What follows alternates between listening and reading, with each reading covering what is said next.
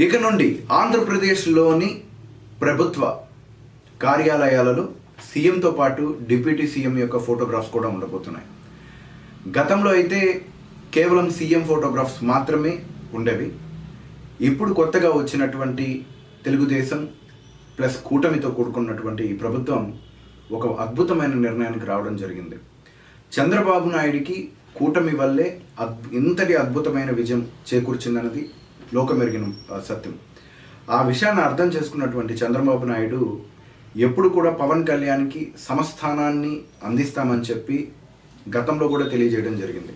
ఇప్పుడు తన మాటను నిలబెట్టుకున్నటువంటి క్రమంలో ప్రతి ఒక్క గవర్నమెంట్లో ఇక నుండి సీఎం అలాగే డిప్యూటీ సీఎం అయినటువంటి పవన్ కళ్యాణ్ యొక్క ఫోటోగ్రాఫ్ను కూడా ఉంచండి అని చెప్పి ఐఎన్పిఆర్ డిపార్ట్మెంట్కి ఇమీడియట్లీ ఉత్తర్వులు జారీ చేయడం జరిగింది. సో ఇక నుండి మీరు ప్రభుత్వ కార్యాలయాలను కనుక దర్శించినట్లయితే అక్కడ పవన్ కళ్యాణ్ మరియు చంద్రబాబు నాయుడుల యొక్క ఫోటోగ్రాఫ్ను మీరు చూడడం జరుగుతుంది.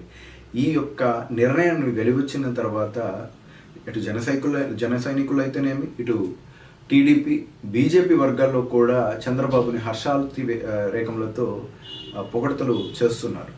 ఇది ఒక రకంగా చెప్పాలి అని అంటే రాజకీయ ఒరవడికలో ఒక ప్రముఖ స్థానాలు ఇవ్వడం వల్ల మైత్రి ఇంకా బలం అవ్వడానికి అవకాశం ఉంటుంది. అలకలు ఉండవు. అలాగే సుపరిపాలన అందించడానికి ఇది ఒక మంచి అవకాశంగా కూడా లభించడం జరుగుతుంది.